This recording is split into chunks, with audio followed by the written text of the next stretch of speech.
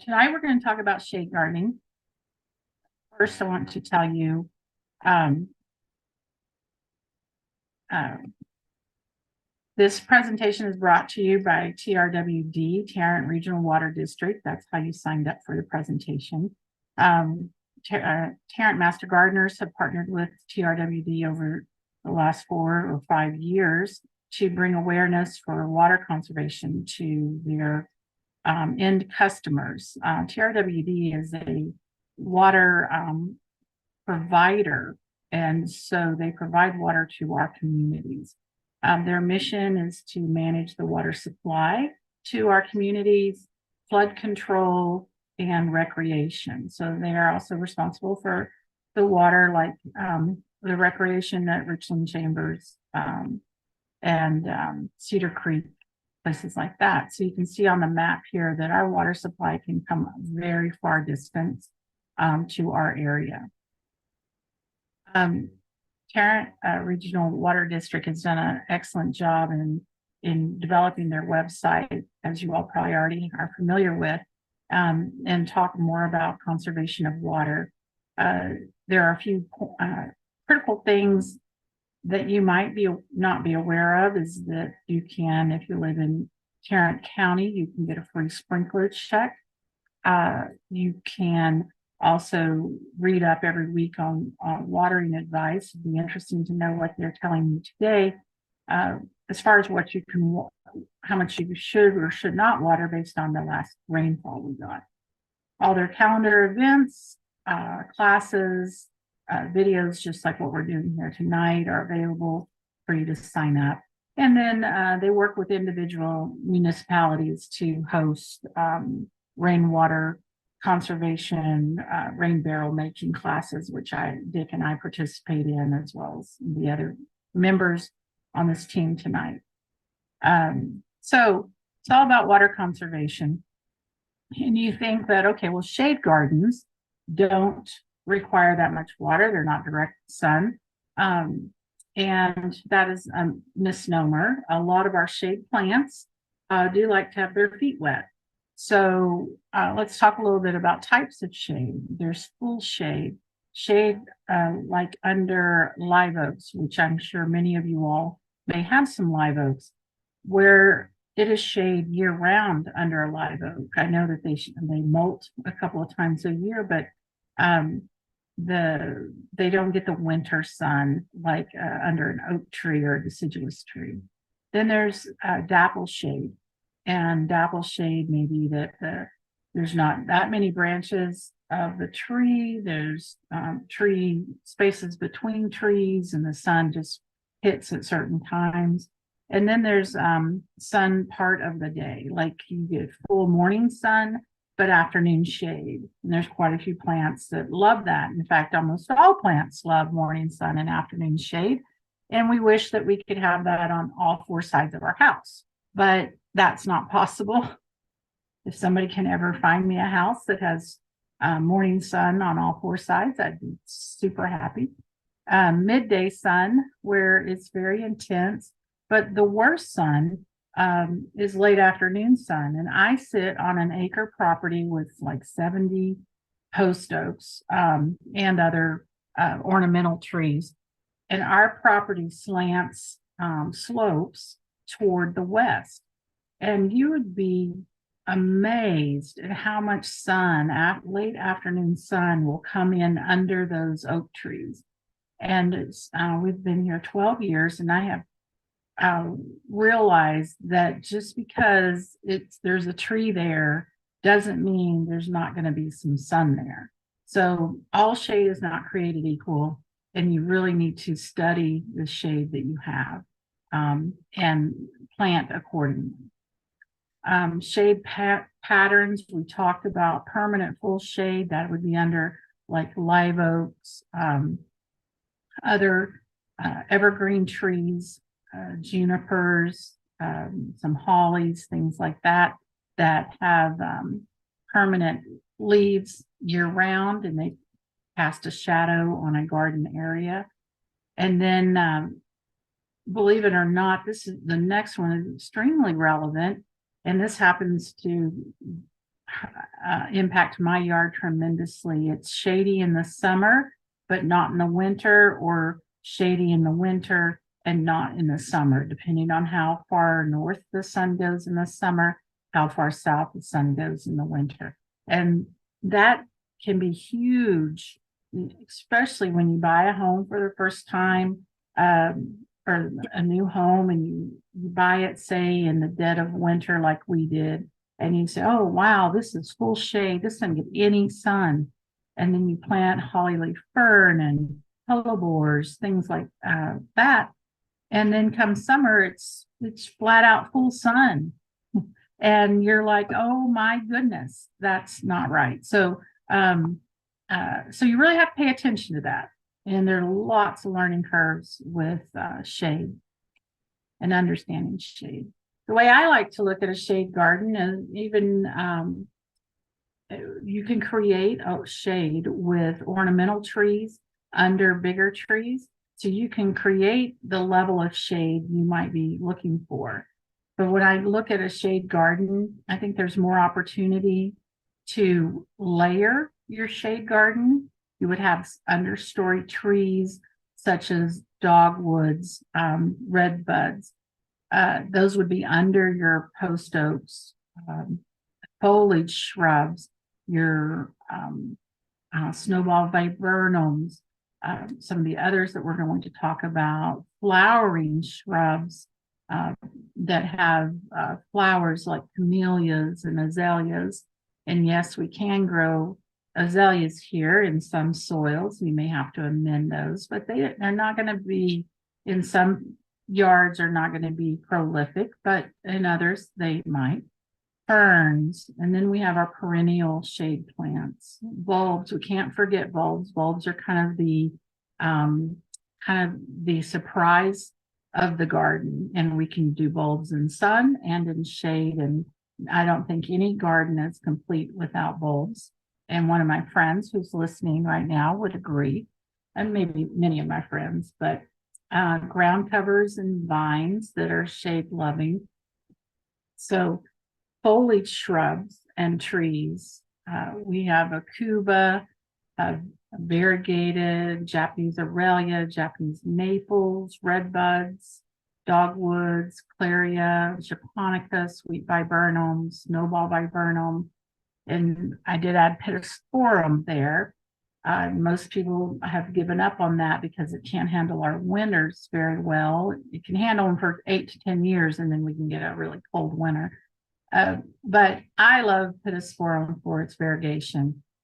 I don't right now have any in my garden. I'm a little scared of it as well, but if you have a protected area, you might be able to plant that again. Variegated flax lily, euphorbias. We're going to go through some of these. Acubia japonica, spotted laurel. That is a really fun waxy leaf with spots on it, so it adds a lot of interest in the shade area. It's not really dark foliage. I have two in very shady areas, and they don't grow as large as I would like them to. Every garden is different. Some people have great success with these. I think that mine are just taking several years to get established. But they're a fun plant. I remember in Tennessee, my parents had these and they grew very well, and add a lot of interest to a dark spot in your garden. Then we have the Japanese Aurelia. A lot of times our winters are so cold that they die back. This year I decided to plant mine in a pot and keep the pot shade, and I still killed it. And yes, master gardeners can kill plants too. I think I gave it a root fungus, maybe overwatered it. So everything is finicky in that respect. Can't just water everything the same. But some people can have this growing in their shade area and it not die completely back in the winter.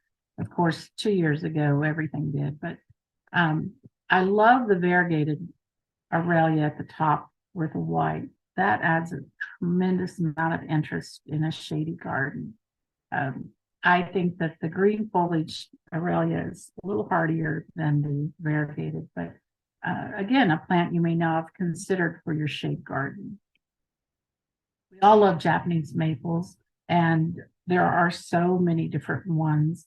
There are ones that are shorter, more weepy, like the one at the bottom here, and then some that are taller and branch out. And those are excellent understory trees.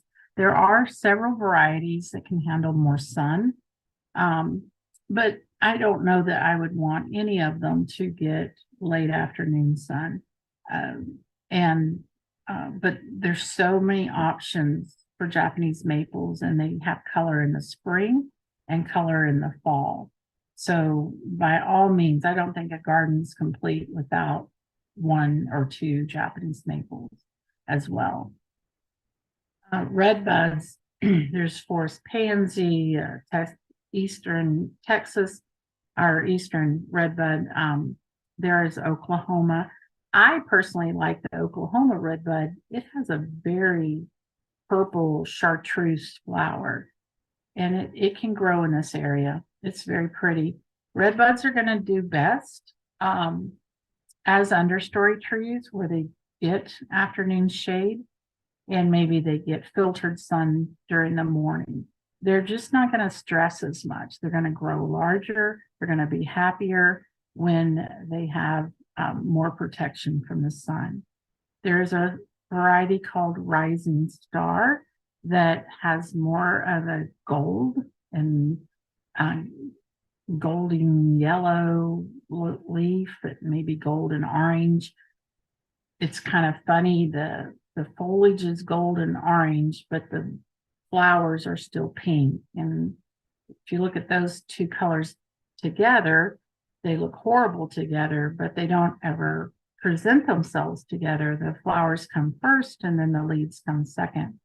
That type of redbud can handle more afternoon sun or daytime sun. Dogwood, there are several varieties of dogwoods. One that does really well here is called a roughleaf dogwood.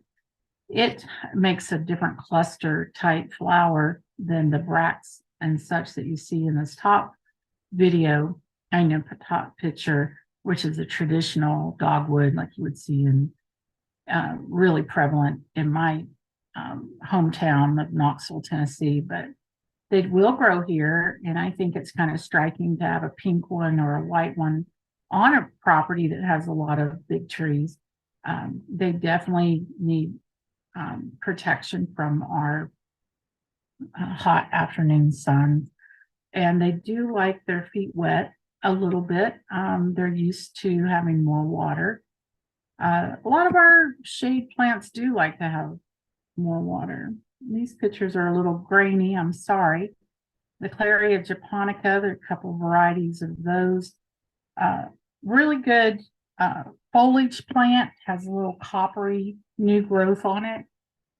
It also adds a neat leathery texture to a plant in a shady area. It's a great landscape shrub up against a house, something that will allow it to get 6 feet tall and 6 feet wide.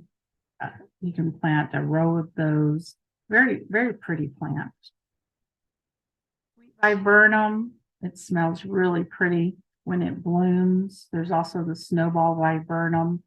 Those are great deciduous trees. I'm pretty certain the sweet viburnum is deciduous. The really nice, again, waxy leaf, different.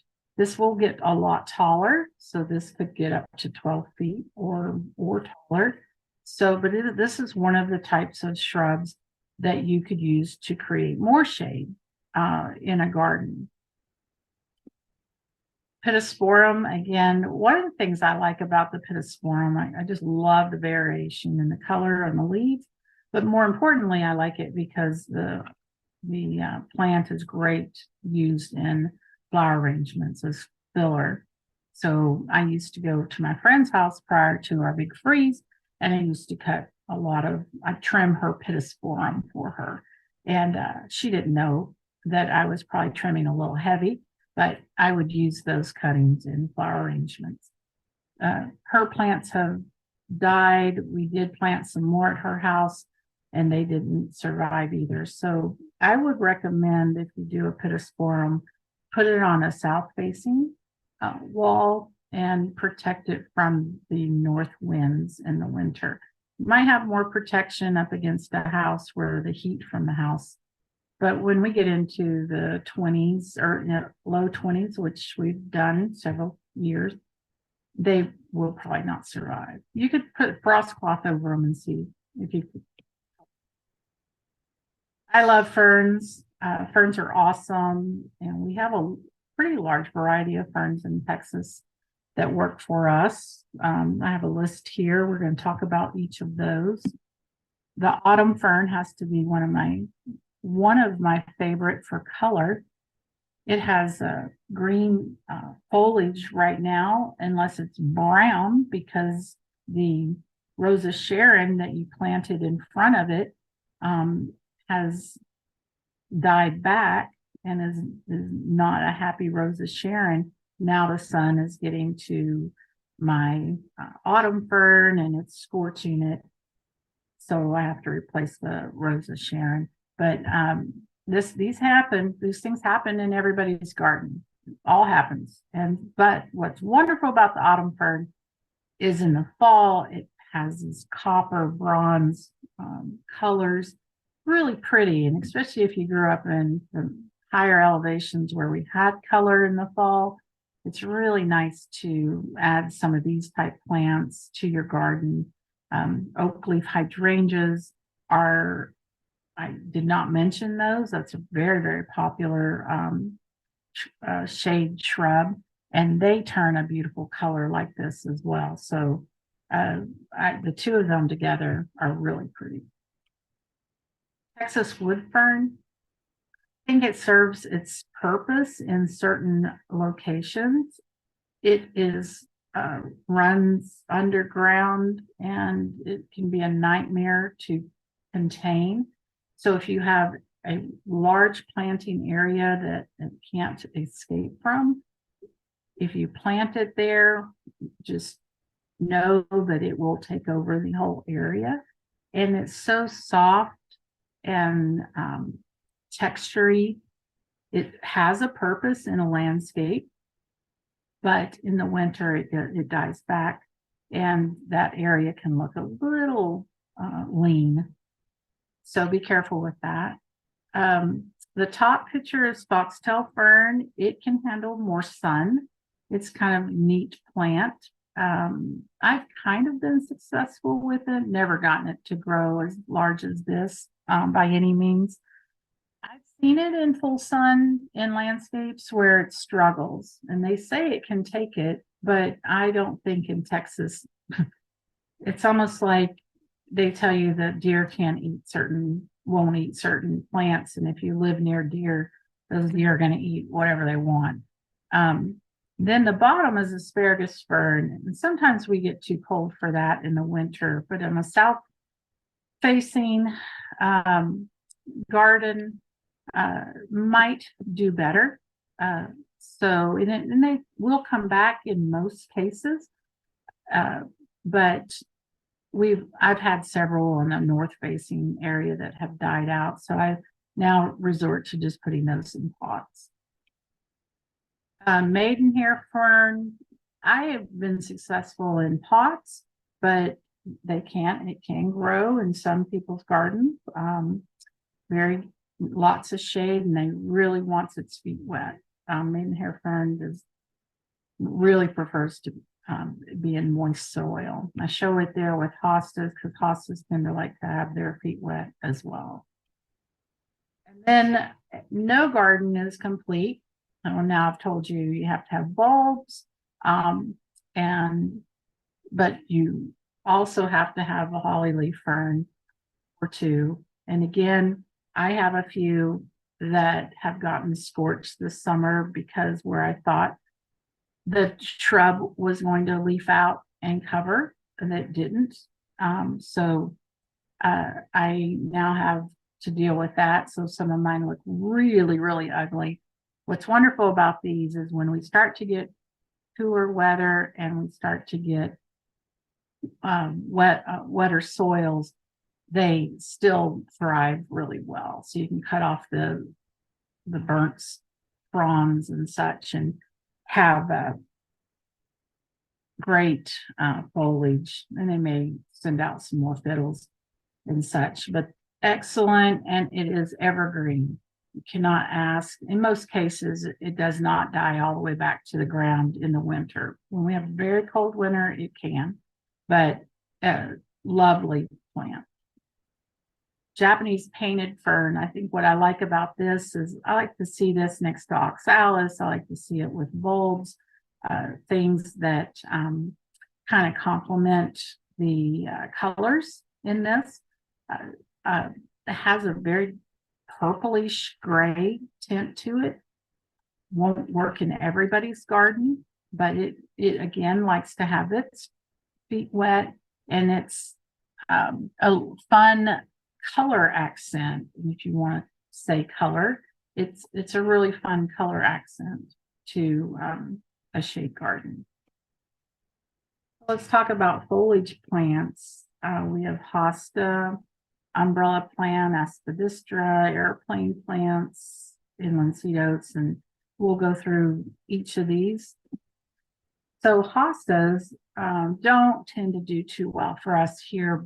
One, because our nighttime temperatures are way too warm, and the foliage dehydrates and they look pretty spent.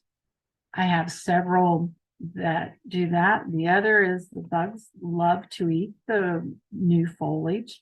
So some of the varieties of poor things, they keep coming back every year, and every year I can't put enough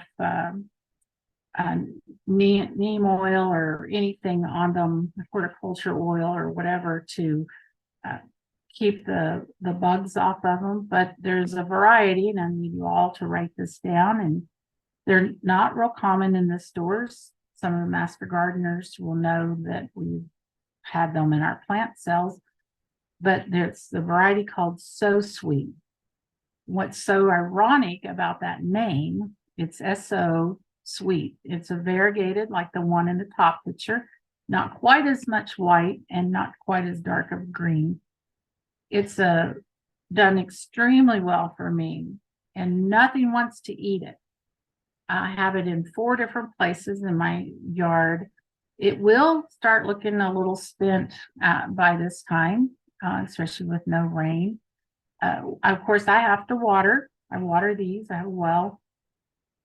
So you cannot grow many of these shade plants without water.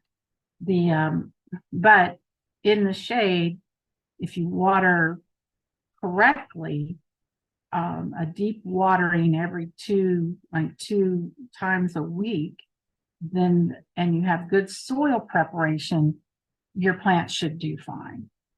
So it's not having to water every day. It's making sure it's not just sand, not just clay, that you have really good soil preparation. And learned from my dear friend Nancy, who's on here listening, that drip irrigation is by far the best way to go in flower beds. It gets to the root under the mulch, and even though you can't see it watering your plants, it works, and you don't have to use as much, and it's so ideal to have drip irrigation in your flower beds. So anyhow, So Sweet, awesome hosta for Texas. Umbrella plant. You know, there are 2 varieties of this. There's a tall variety that likes its feet wet, like near a water source. And then there's a shorter variety, and I'm sorry, I don't know the name of either right off the top of my head, but the shorter variety is pretty invasive. The taller variety is a lot of fun, and it looks really pretty near a pond or next to a pond, or I have it next to a water fountain in my backyard. and it grows really tall and full. I have to thin it out. It handles the heat very well, and it just is kind of a fun tropical looking plant. Aspidistra. Some people in their yards have massive beds of this, and they get through the winter hardly scathed. But I tell you what, my mounds of this look horrible by the end of the winter. I think it's the way it gets north wind, or it's the exposure. But I have to almost cut mine down at the early spring just to get rid of the spent foliage from the winter.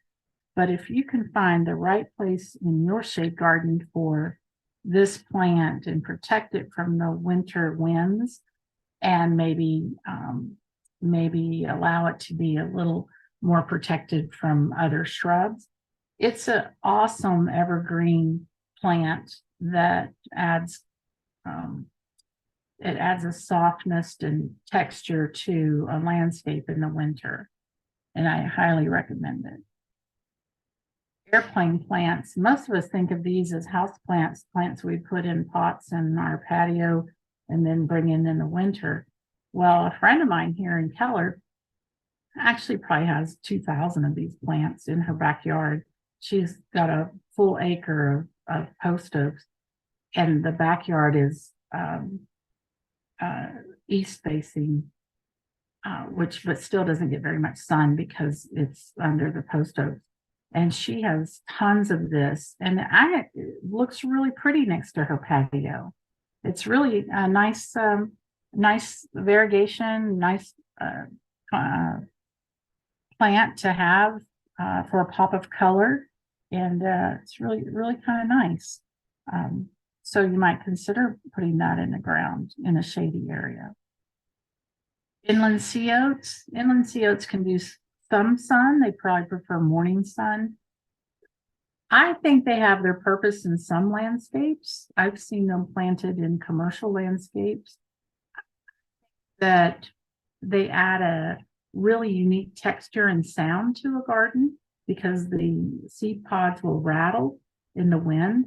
But I would recommend those almost like wood fern to be in a place by themselves, an area that maybe you don't really want to put a lot of thought and time and effort into, but you want something that adds to the landscape.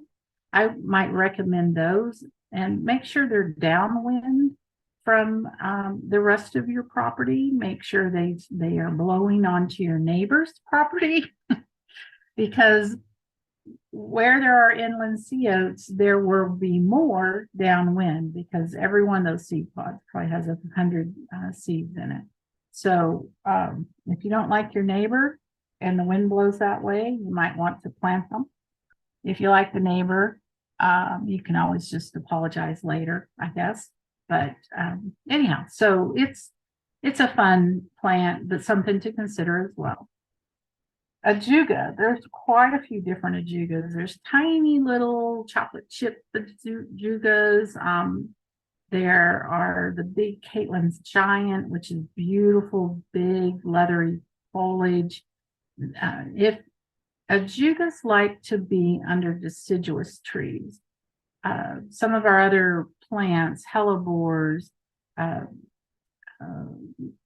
columbine, things that we may talk about, they love to be under deciduous trees that lose their leaves because they get that warm winter sun, and that sort of forces them to put their little bud spires or whatever they're called up in early March. And a lot of people will say, oh, they'll see this growing in someone's yard and they'll think they're bluebonnets. And of course, most of us know that they're not bluebonnets, and we know the difference, but they're beautiful in March. I think they always try the blooming usually around Easter, which is wonderful photo opportunity for little ones.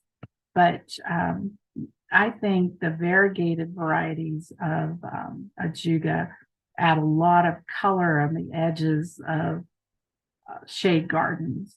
And I think you would find that you probably have space along the edge of your garden to put and add some ground cover as you go. Liriope, there are lots of varieties. There's the tiny little mondo grass. Then there's just a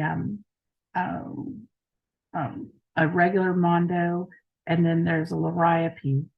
The variegated liriope is my absolutely favorite because, again, it's adding color. The variegated doesn't like nearly as much afternoon sun. I have some along my driveway, and it does okay. It does not spread like the giant traditional liriope that's non-variegated. That is just like the wood fern, just like the inland sea oats. Once planted in a small clump, the larger variety that has the purple blueberries, that will spread. And I let it go for several years in a flower bed, and I spent 3 days digging it all out. And I gave away some, but I had to toss the rest of it. But it was unbelievable how it spreads. So variegated doesn't spread very much. And then any of you all ever planted the little bitty dwarf mondo that's in the bottom picture? It looks like a little troll's head, like has just a tuft of hair. If you ever buy those in pots, like a gallon pot or a 4-inch pot, one of the things you'd want to do is when you take it out of the pot, pull it all apart. There's probably 25 little plants in that pot, and it's probably root bound. And if it's a big 1-gallon pot, there may be 200 plants. I like to dig a trench where I want it to fill in, like some people put it between flagstones, some people put it at the edge of a garden to soften the lip of the garden. And I dig a trench and I pull all the little bitty plants apart, and I make a daisy chain thing with them, and I lay them in the trench, and then I backfill, and I do that every 3 or 4 inches, and it will spread. But if you just take the 4-inch pot and you put it in the ground in a 4-inch hole, it likes to stay root bound and it doesn't spread. You'll be 120 years old before you get your area filled in. So really consider pulling that apart when you plant it and get it to fill in better. Arometallicum, this is a plant not real common here. I have quite a bit of it because I was gifted some. Actually, these are a bulb, and my mother gave me some Japanese maple seedlings that were from her Japanese maple in Tennessee, and they were in pots, so she had put them in pots. Well, at the bottom of those seedlings, she had dug up bulbs. She didn't even know it. They were little tiny seeds of Arometallica that developed into bulbs. And when I took those Japanese maples that were only like 3 feet tall in a 3-gallon pot, when I took them and put them in my garden and planted them, those Arometallicum seeds were all in there. And now I have these big mounds of this big green leafy winter, and I'm going to have to repeat myself, it's a winter growing plant. It comes up in the winter, it's under your Japanese maples, it's in the shade, it's beautiful, has beautiful green foliage. I have it planted with the regular mondo grass. So I have the mondo grass that stays green under my Japanese maple, and then I have this Arometallicum there. Now, granted, I didn't know I was planting it because it came with the tree. Well, I decided I wanted to pull some up and retransplant it. And lo and behold, it's a bulb, but it shoots that bulb way down in the ground. When you think, most plants, their roots are in the top 10 inches, 12 inches. This bulb, I think, is like 20, 25 inches down in the ground. So if you're not careful, if you don't like carefully dig it, you're just going to chop the foliage off and never get to the ball. Well, one of the cool things about this, and I'll go on about it a lot, if you can find it in stores or mail order it, you should.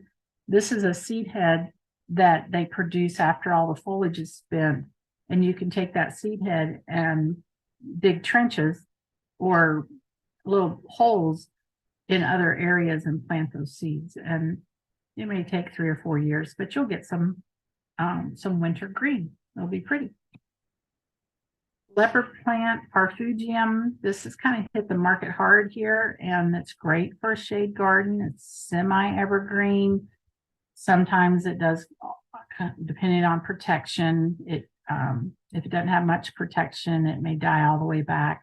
It blooms in the fall, has a big, beautiful yellow bloom stalk. There's gigantic variety. There's spotted varieties. There's curly varieties. And they're pretty picky in some gardens. Like I have a lot of shade, but they do best for me in heavy shade where they don't really get hardly any sun. If I were going to move any of mine, I would move them to where they got morning sun, dappled morning sun, and full afternoon shade. They also like their feet wet. Dusty Miller. This is something I don't use very much of because it's so dark. It's just white, but it does come back. It comes back for a lot of people. And it can get a little leggy this time of year and in the fall, but you can cut it back. And I think it has its purpose. You may have an area that's really dark and dingy, and in a white pop of color would work for you. Variegated flax lily. I love it for the variegation. I love it, especially with the oxalis up here in the top picture. I think it's kind of a fun plant to add. A lot of people are going to think it's a variegated variety, but it is a cool plant. I have it in pots right now just because I wanted that texture on my patio. Forbias. I mean, I've seen these in really harsh winters in places and doing well. And it's not a plant you would think can handle winters, but it does. And over at the Grapevine Botanic Garden, they have some in pots that have survived the winters. And I find that just crazy. It's a unique plant, offers unique colors, and there's all kinds of them. Some may be more adapted to our climates than others, but great accent plant, especially around a patio. Let's talk about perennials. Lots of them. I don't know how we're doing on time. I'm going to get through these. So columbine, our native yellow. There's purple, a red that's beautiful. And then lots of different colors. A lot of people have hybridized those.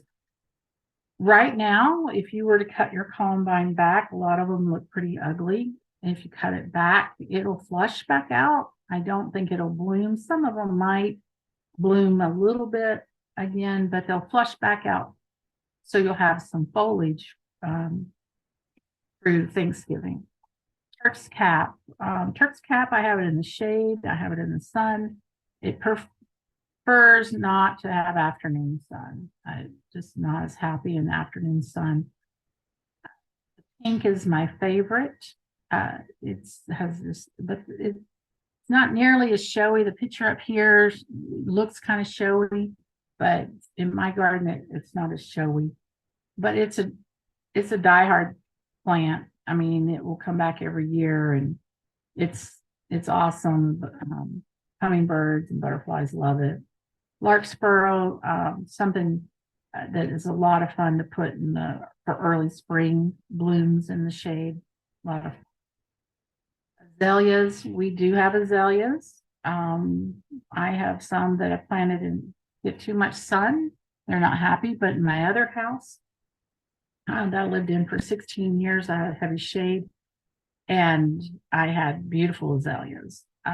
And it may all just depend on your soil type. Um, but the um, but you can grow them, and you just fertilize them and maybe give them a little extra boost.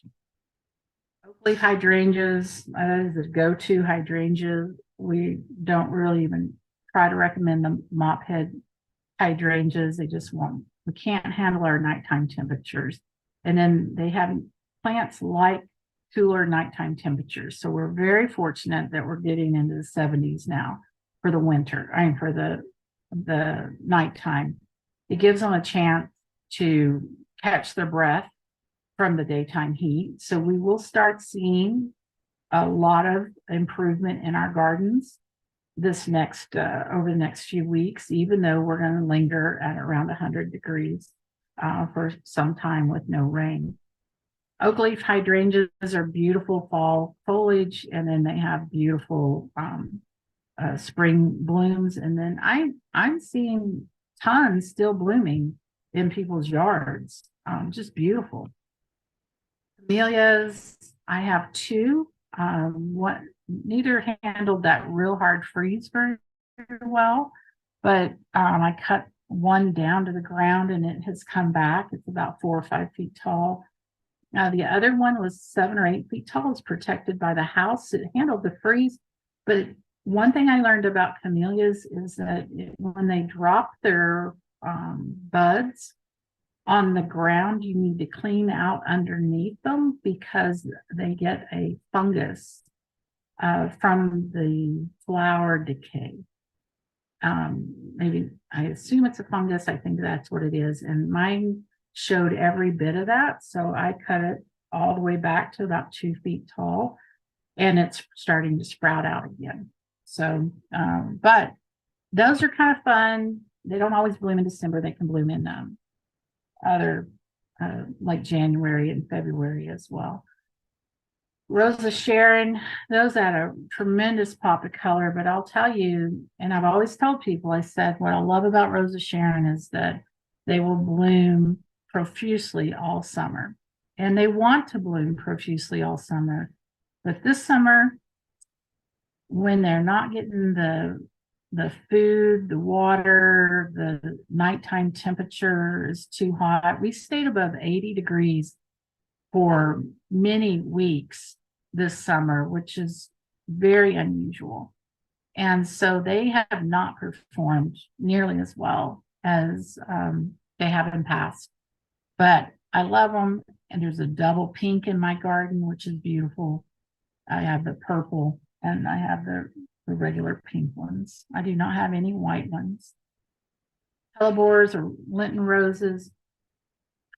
Some people are very, very successful with these in the right environment in their shade garden, and the clumps get big and huge and beautiful. For some reason in my garden, they don't get big and huge and beautiful. And if they don't get enough winter sun, they will not bloom well. And so they do not do well under a live oak.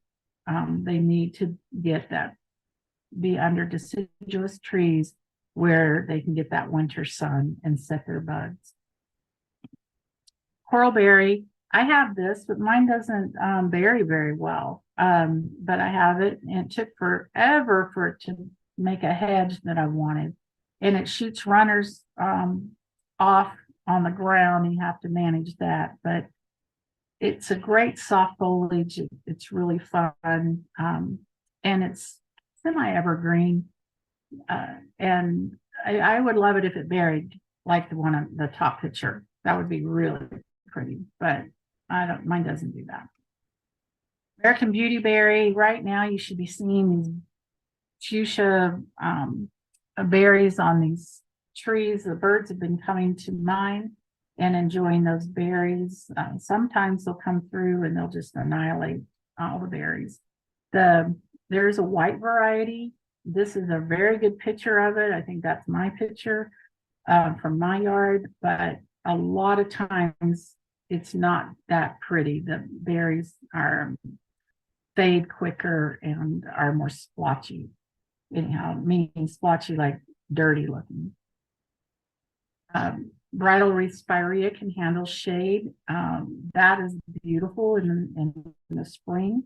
It's just like, wow, especially the picture on the bottom. My neighbor has one, and I just love seeing it. I get to enjoy it because it's on my side of his house. Area japonica, another plant that might like more water. It does like more shade than sun.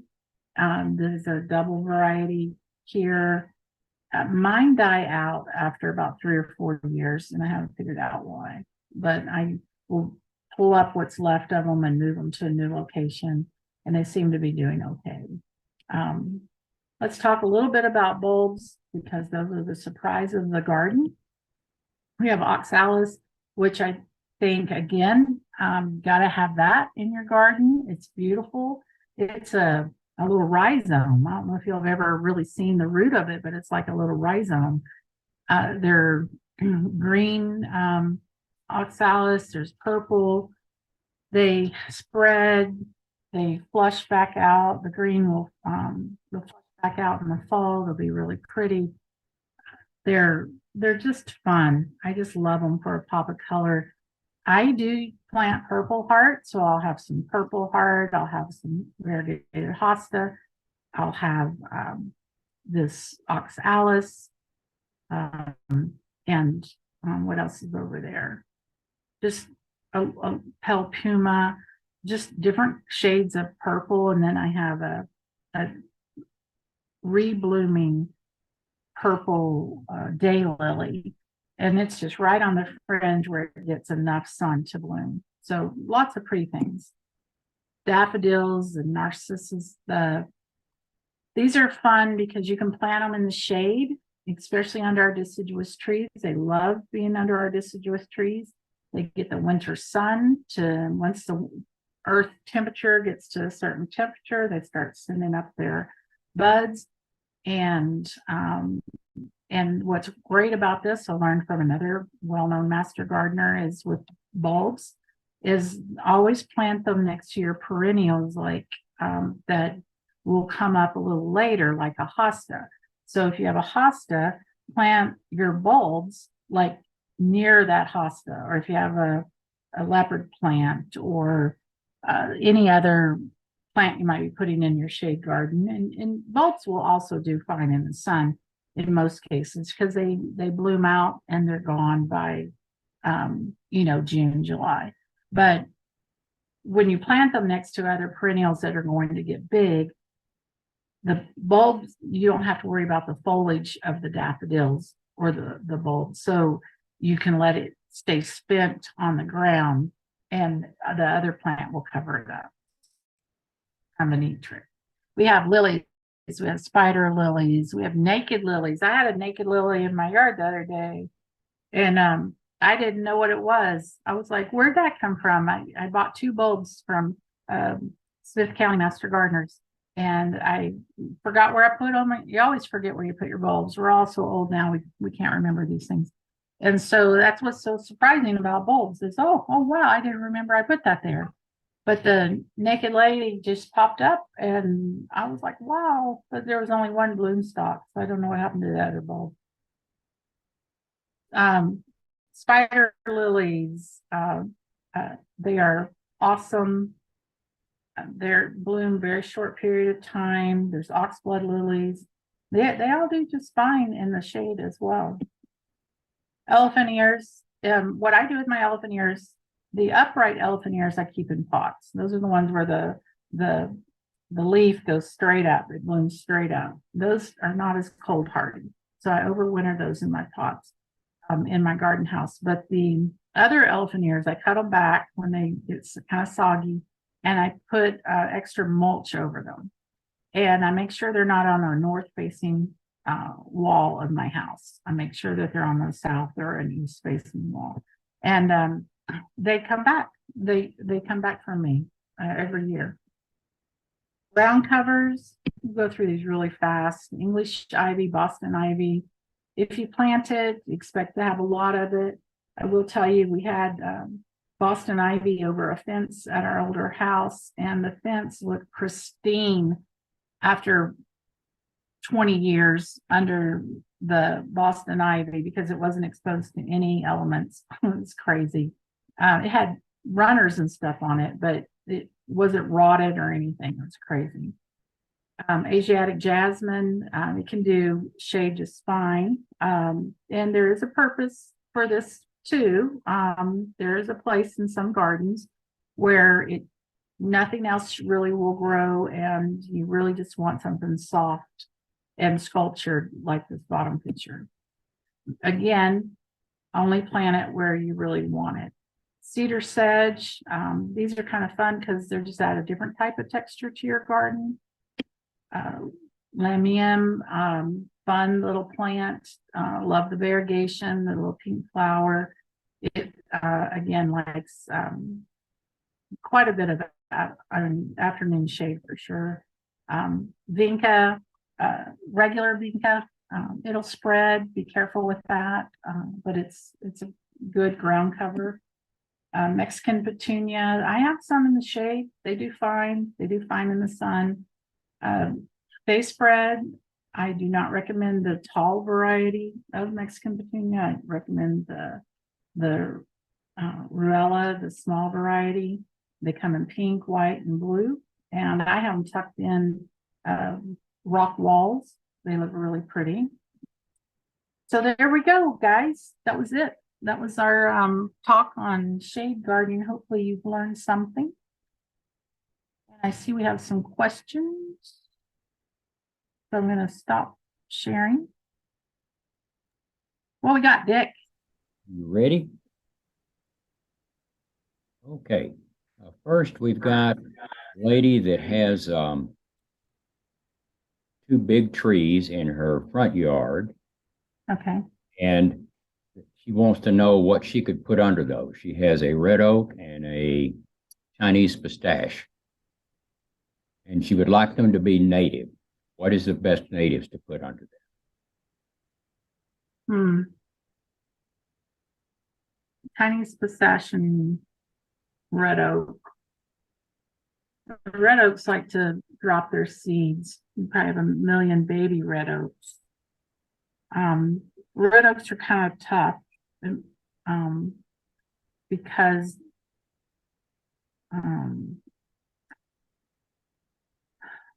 so I'm not an expert on native plants. Columbine would be really nice under there. The pigeon berry would be nice, or coral berry would be nice under there. As far as, any of the plants I mentioned that say japonica or Japanese or whatever are all adapted plants. And so they're probably most of what Aurelias, all of those are adapted plants. So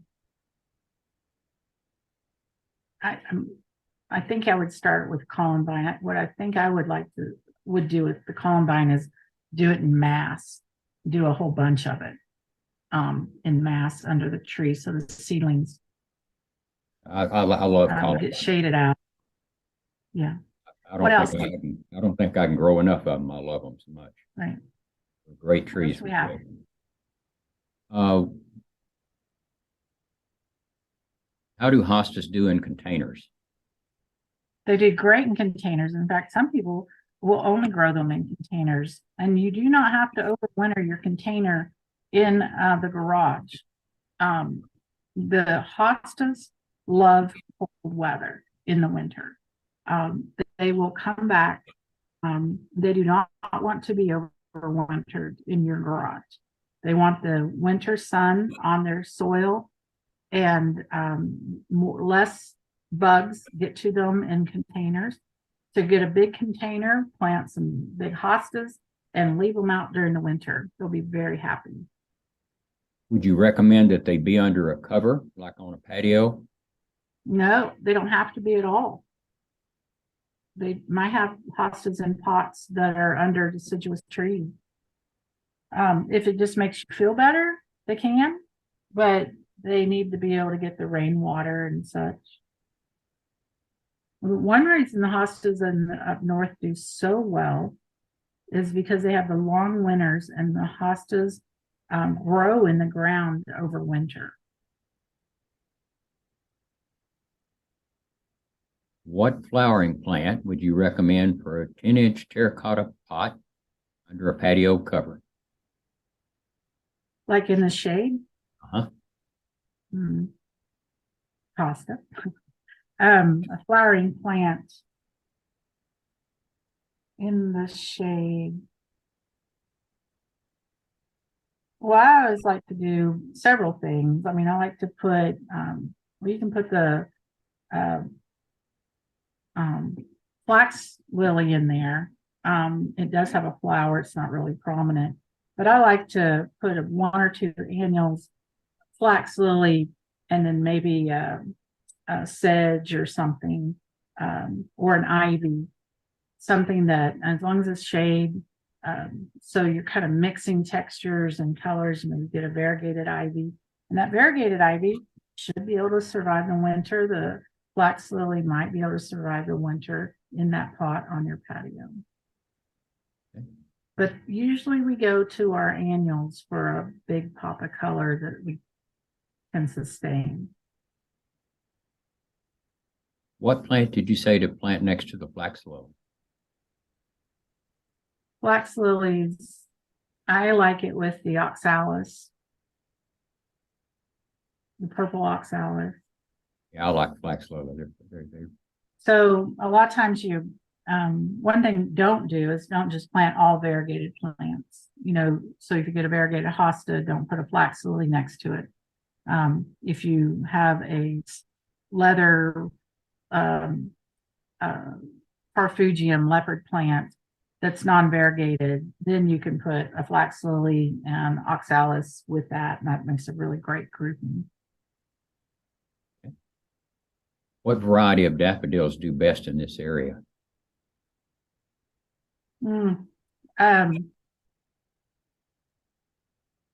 I probably, of course you'd ask me that. We have lots of daffodils that will do well here. The Trizetta ones with the 4 or 5 bloom heads do really, really well for us here. I have experimented with several varieties, and some have not come back for me. A good old standard one, like you can get in bulk at your big box stores, they tend to do really well. But there are heirloom varieties and such that are available. What about paper whites? Do they do pretty good? Paper whites work. I like them in the garden. I don't like them in the house. I mean, used to be that I was always trying to force them at winter, and they smell like cow manure. So they really do stink. And so I couldn't stand them in my house anymore. So I was like, I'm not doing that ever again. I'll do an amaryllis or something like that for the winter. But I took the bulbs that I forced and I put them out in the garden. And now it's so funny. I'll be walking up the driveway and they'll be in bloom. And I'm like, what's that smell? And I'm like, the cow. Where'd the cow come from? So, anyhow, but they do well outside. The euphorbia that you talked about, does it survive the winter? Well, I've seen them in gardens north of here. Like in other, I see them in magazines. Garden Gate magazine just had a big, huge euphorbia on the edge of a garden in an upstate New York garden. So I guess they do. I mean, it was a plant that somebody just planted. Is that a certain species of euphorbia? I mean, euphorbia is a whole genus. So yeah, so you would just have to do some more research on that. Because I don't know the answer to that. Okay. Any more questions? Do you plant your variegated flax lily in the ground? Mine are in pots, because I didn't know where I wanted to put them. Again, I have a unique situation because my yard slopes to the west, and where I think is shade isn't shade. And so I've really studied that this year to watch to see where all my mistakes are. But but again, my friend has full shade under deciduous trees, and she has it all, a big huge clump of it. Yeah, I lost some of mine I put in the ground, the flax lily, I'm or the one I I'm had sorry, in the the container. flax lily. I'm sorry, that was airplane plant. I'm sorry.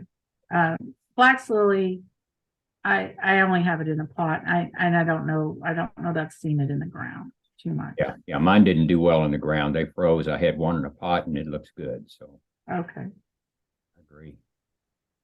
Um, what does camellia look like in the summer? Well, they're really pretty, nice, glossy, waxy leaves. Um, Except for the one I cut down to 2 feet. Uh, it has little sprouts on it. It's coming back. It may take 3 or 4 years. The one from the winter 2 years ago, the freeze that I cut all the way to the ground, it's about 3 feet tall. It can handle a little bit of sun. It's sitting there in the sun. It's not getting scorched. It gets about 3 hours of sun in midday. Um, so anyhow, but I love their foliage. And one of the camellias I love the most, I don't have any in this garden, but I have them at my other property, was the dwarf variety. I think they call them the shishi variety or something. And it's not going to get tall. They look gorgeous in a shade garden in a grouping. Look very pretty. Yeah, and I've read that the Sasanqua variety survives a little bit better in our climate than the Japonica. Okay. You notice that? Well, I think that's what that other variety was that I had in my other garden. So, yes. And Sue Kelly says the daffodil called Carlton, Carlton, is a good big cupped one, and does real So good. my friend Sue is on Yeah, here. yeah, Sue's on. Hi, Sue. Hi, Sue. So okay, well, Sue's our bulb expert. So Yeah, next, Sue's going to be giving a lecture on bulbs. Just she kidding. recommends a Ziva, Ziva paperwhite also. Okay, Okay, awesome. Thanks, Sue. all right. Favorite blooming annuals for shade? Mm, Favorite blooming caladiums. I Uh, agree. Caladiums are awesome. I mean, they're absolutely awesome. Sue Kelly she coordinates our caladium cells. They go all summer. They don't seem to mind the drought so much. I mean, we do water, but they add that color. You just cannot go wrong and with caladiums for color in the shade. Yeah, color from spring until fall. And then my other favorite one is a dragon wing begonia. Absolutely love dragon wing begonias. Okay. Carolyn says she lost a huge lacebark elm. Now her shade plants are in trouble. Any suggestions about getting good shade in a hurry? Well, if it's out in the middle of the yard, I don't know about that. Evergreen shrubs help tremendously. You know, um, I ended up buying shade sails and putting them up to protect an area where I have a red bud that's on its way out. It's not a very happy red bud, and it kind of goes limp on me all summer. And so too much sun gets to the plants under that. So I put shade sails over those, tethered them to the gutter and to trees.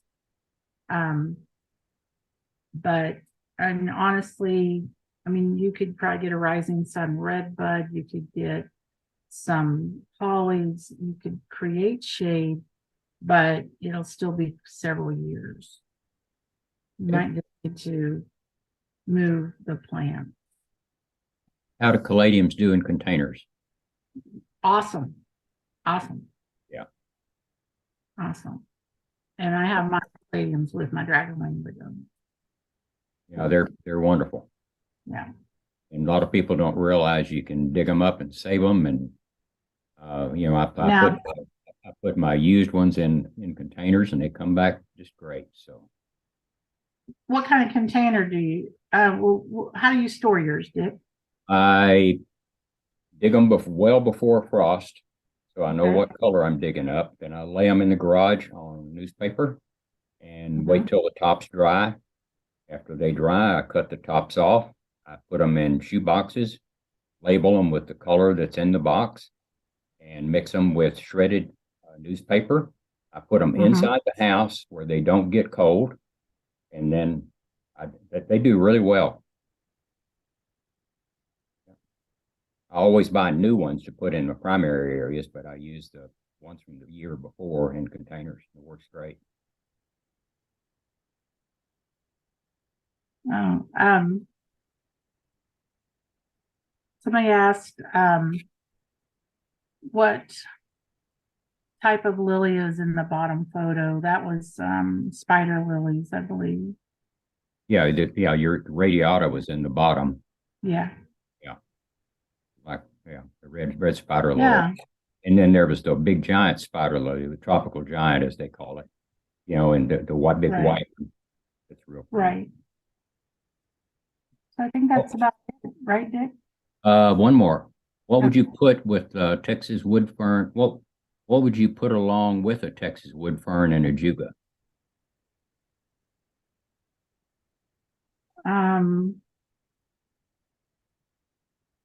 The Japanese, let's see, no. What would I do with that? Actually, I have those two mixed in my yard, wood ferns and the ajuga. Oh, you do? Yeah. And do you just sort of pull the wood fern out of the juga when it spreads in there? No, where I have it, I'm let it spread. It's not a problem. Yeah. So, um, I would then do maybe some variegated liriape or something in there. A variegated something, or something with a like a farfugium, a leopard plant that has a big glossy leaf on it. Okay. And I need to remind everybody that the link to fill out the evaluation form is in the chat. So if you would please fill that out maybe before you leave, we would appreciate it. And it will also be sent to you when Nancy sends you the copy of the YouTube link to view the presentation. So, okay, that's all the questions I have. Thank everybody for coming. Yeah, thanks everybody. Hope you enjoyed it. Awesome. Pray for rain. Pray for rain. That's right. Yeah. Oh, well, Carol has a question. Okay. Let's see. Go back and find her.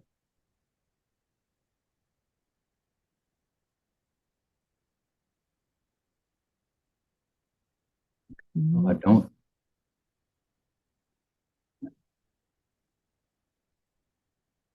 see her.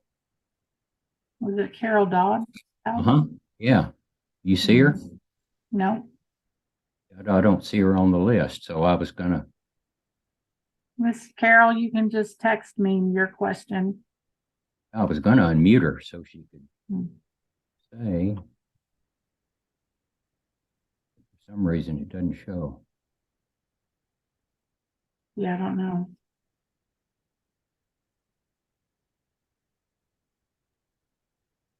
Wait a minute. I see if Catherine Miller has her hand up.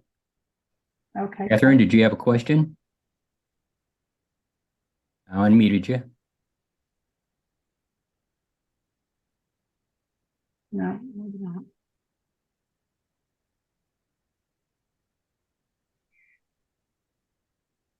Dick, You should be able to unmute, Catherine. Hmm. Dick, this is Nancy. Okay, Huh? can you hear me? So I see Gwen was asking where they can see the recording of this webinar. Uh-huh. And I think you just covered it. Once this recording has been converted and edited, it will be uploaded to TCMGA YouTube channel, and we will send you a link in a follow-up email. Okay. So I guess, can you hear me? Yeah, Yeah, I hear you, Oh, Catherine. You can. You can Yeah, I hear hear me? you, Catherine. What was your question? Oh, wow, that's cool. If you guys hang on for 2 more minutes, I can get an hour and a half CEU. How about that? you can also fudge a little bit. So what do you think about the Japanese Aurelia? It seems to be finicky about water. You Well, know, it definitely wants too little. it wants water, but I thought I had the perfect spot for one, and then the freeze came, and because I guess it's north facing, it is kind of protected, but it didn't, it just didn't do well for me. And then I just said I got a big beautiful one and put it in a pot, and it was beautiful, it's all great, and then it started dying because I think I overwatered it. And So it's kind of gets black, right? the leaves start turning brownish. They start on the fringes, Mm-hmm. black spot and stuff too. So I had one on the north I- side of my house for 30 years. And these last couple of years with the freezes have killed it off. really, Yeah, and go ahead. no, you go ahead. And sometimes they talk about getting fungus in the soil. And That's so, exactly what happened to mine in the pot. yeah, and I love that plant, but I don't know. I think maybe there's some kind of fungus in my soil.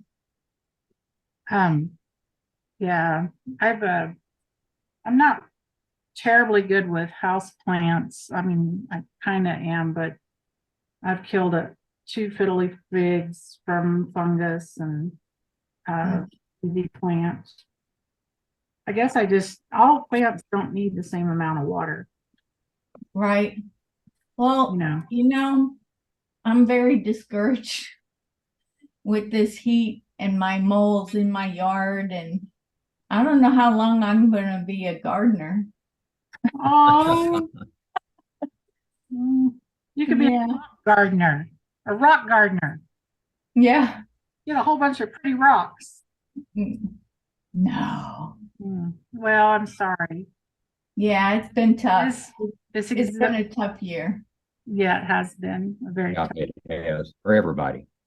And I got late start and I planted a lot of things, like April, and they couldn't handle the heat. They didn't get established and they just couldn't handle the heat. Yeah. Yeah. Yeah, it's a little discouraging. I'm ready for a little cooler weather and a little new life breathed into my garden. Yeah. Yeah. Anyhow. Oh, Well, Catherine, I think you give can me claim some your, motivation. Give me some encouragement. well, the next 4 days, our morning temperatures are going to be 70 something. So I get to go garden. So that's going to be awesome. Yep. Really nice. Jane And- Bruckner, did you have a question? Jane? No, let's see. Am I No. on? Yeah, you're on. Thank you so much for all you shared with us today. There's 2 plants that I love so much. I don't know what they have to do with our talk today, except that the Turk's cap will bloom in shade, and I was so happy to learn that. In my in my own garden because I had some in sun and then I planted some over under the trees. And I'm just so happy with it because somebody had told me, oh, just wait until you get enough blooms and the hummingbirds will come. And I thought, well, I've never seen any, but when I got enough, the hummingbirds do come, and Oh, it's awesome. it's that's lovely. And I do love the old fashioned orange daylilies because they're so hardy. I've seen them blooming from New Jersey to California in the borrow ditches, but they do need some morning sun to bloom well. They bloom better when they have more sun. That's Yeah, they do. But thanks again for your Oh, thank you. today. Thanks, Appreciate it. Jane. Yeah. You, Jane. Any more questions? Okay. Well, thank you, everybody. Everybody have a good night and get out there in the morning and do some gardening.